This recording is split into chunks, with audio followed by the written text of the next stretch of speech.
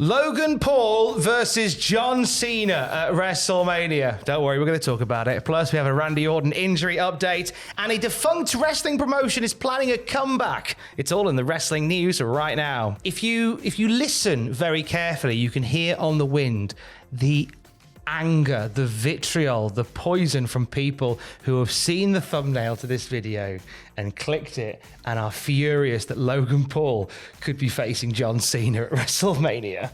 It's not even a story that's been plucked out of thin air. There is substantial evidence to suggest it could well be going ahead. That evidence comes from Logan Paul's podcast, Impulsive. He says that he and Triple H are having a chat this week about this major match. So he says, after the Crown Jewel event, John Cena posted about me on his Instagram. Then I saw an article saying he's looking for an opponent at WrestleMania. I favorited it, and I responded with the eyes, you know, the eye emoji. I'm doing it now. That people do whenever like a job description, a job offer goes up. Oh, shall I just apply for it, you idiots? Crack on. I see people do that when like a vacancy comes up and they'll go, oh, eye emoji. I'm like, just apply for it, crack on. It's anyone, it's a job application. It's a weird kink that I've got, a weird thing that I've got. It's not a kink, that'd be different. Do more. More eye emoji. Do more. I mean, truthfully, I think me versus John Cena would break the internet, says Logan Paul. Not me. No, it would. Certainly not me. That's not my kink. It would break it in several ways.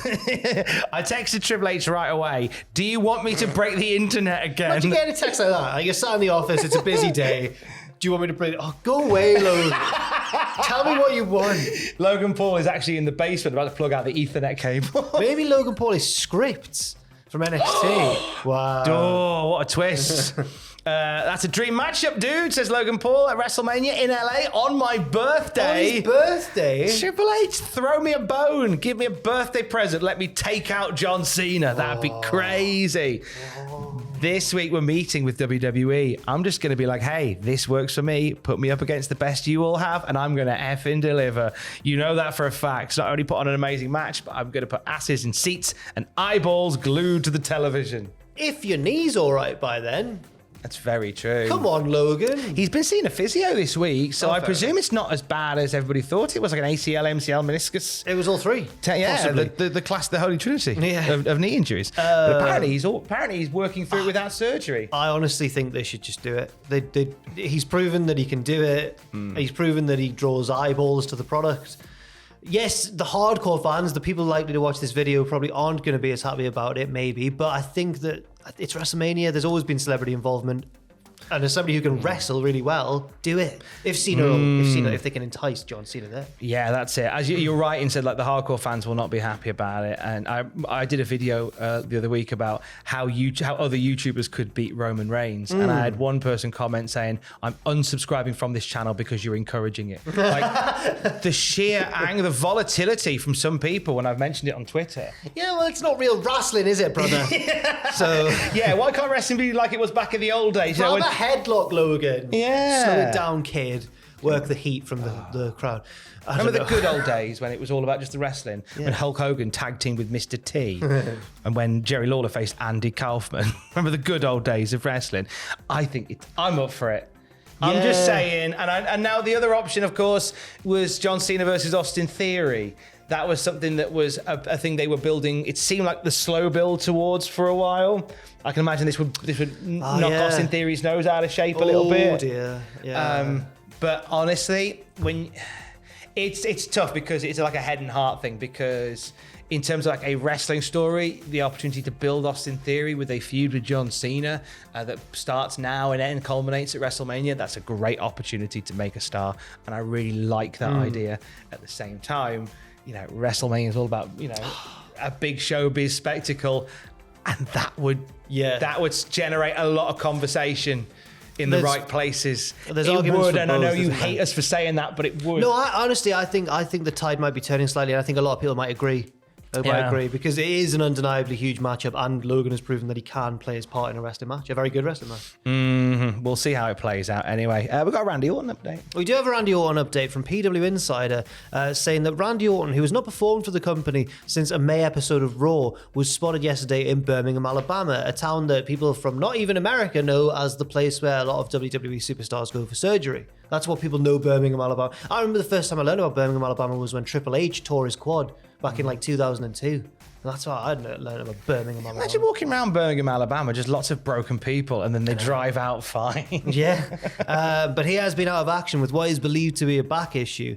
And also Randy Orton's wife, Kim, posted a photo of herself and Randy, I think celebrating their anniversary, perhaps? Yeah, it was. On Instagram last night. And it showed Orton in a hospital gown. So best wishes to Randy. Hopefully he's okay.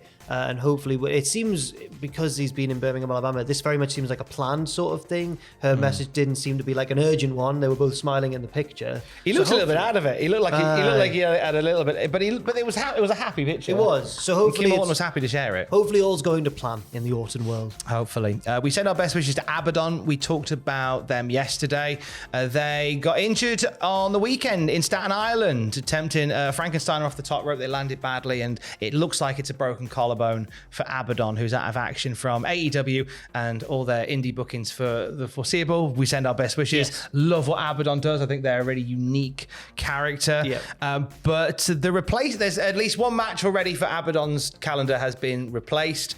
The opponent's been replaced instead. A Pandemonium Pro where Kid Bandit was set to face Abadon. Kid Bandit will now face John Morrison, better known now as Johnny Hollywood. Johnny Hollywood. It's one of my favorite recurring gags in all of wrestling is that wherever John Morrison goes, he changes his name. And this one's not as, I thought he'd be Johnny Pandemonium. That would have been more true to form. That'd have been a strong name, Yeah. Johnny Pandemonium. But no, well, you know that Morrison's he's like a proper workhorse of the indie scene now. He pops up everywhere. Yeah, he was in AAA. He's done some stuff in Progress. He's done a handful of indie dates as well recently. I think Johnny Hollywood and Kid Bandit are going to have a lovely time at Pandemonium Pro. Yes. The event's on next month. Kid Bandit and I had a chat about it the other day. You can listen back to that on the Cultaholic podcast feed.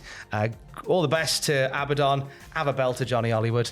Let's talk about this defunct wrestling promotion that could be planning a comeback. This is our final story of the day. Oh, there's also the international live event story. Oh, should we do that? Let's do that one first. Yeah, let's dip into that. Good shout. Well spotted. Tell us about an international live event. This comes via WrestleVotes, who often tweet teasy things on the Twitter they do, but it's often very reliable as well. So WrestleVotes tweeted, I'm told that there was chatter last night backstage at Raw, or the night before last at Raw, of an international live event taking place on Wednesday, January 18th or Thursday, January 19th, with the location still to be decided. No word yet if the event is for TV or not. Seems like an interesting set of dates to do a random live event in another country. It's fairly close to the Rumble. Yeah. It's about a week before the Rumble, I suppose, maybe 10 days before the Rumble. No, but they haven't. It's not like they haven't done that sort of thing before. Have a quick live event somewhere and then rushed people back. Yeah, it is an odd one. I'm trying to think when they did the Superstar Spectacle for India. Was that in January? In the Performance Centre. Yeah. That was in January. Yeah. I wonder whether... Or February. It was certainly that part of the year. I yeah. wonder whether they're running that back again. Maybe they would. I think the reason this one stands out, obviously, because it's not your standard WWE event, because it's going to be happening somewhere else in the world. Maybe they're testing the water somewhere. They could be. Or I would love it if they try to have a go at cracking Japan. Imagine all the commotion. Noah. That joke's happened because they're working with Noah. I mean, it could be. Never Could be thought of that. Speculation. Talking of a return, we weren't, but we'll add it anyway.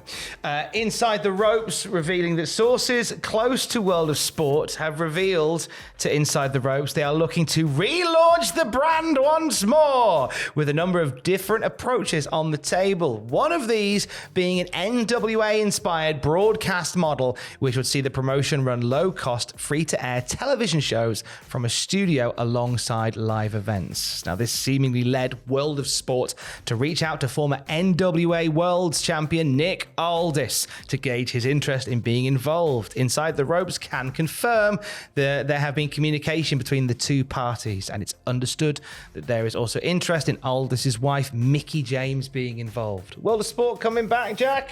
I don't know. It's hard to tell with these sort of things, isn't it? Especially in the UK.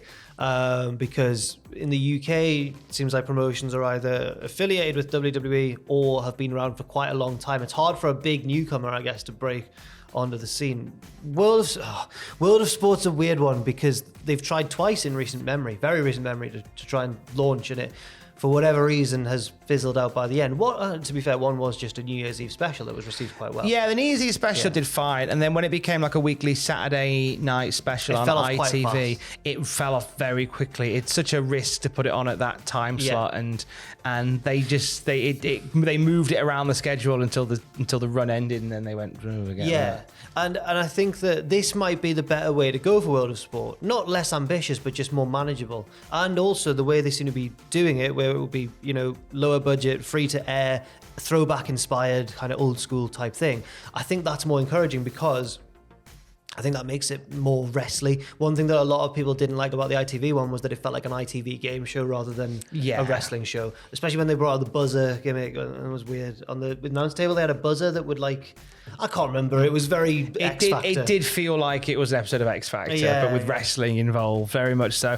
I like the throwback style they're pitching because, I loved that about National Wrestling Alliance when it came back, when they were doing Power on the sound set. It looked so unique at the start, didn't it? It really did. It still does, but obviously things have been going on in the NWA. Well, it's fine because Billy Corgan has said, if you don't like what I'm booking, don't watch it. So I'm like, Billy! All right, fine, I won't. Billy! It's like, if you don't like these guys I'm booking, then you shouldn't watch. So I'm like, okay, I'll watch World of Sport then, because that feels like that's more my neck of the woods. Of the Nick Aldis, come on. Of the Aldis. Come home, Nick. Come home. Wrestling's coming. Yeah, wrestling is coming home. Are you twitching tonight? I am twitching tonight. Thank you, Tom. With Owen alongside Owen Mawson. Twitch.tv/Cultaholic from 6 p.m. UK time. He wants to do the Football Manager. I want to watch more Robot Wars. Oh, you should throw it to a poll. No, people will vote for Robot Wars, but we need to get back on the Football Manager. I think it's been too long since. Do half Robot Wars, half Football. Oh, imagine. Split the stream in twain. What we're thinking of doing is maybe every few weeks doing a special Robot Wars week. It becomes like a special. Nice. Or like at the end of a season. I think it'd be quite good. Could you put the Robot Wars robots in a football game? Can we get them to play football? Can someone sort that now? Can you watch Football Manager whilst I just bring in my Roomba and sellotape a knife to him?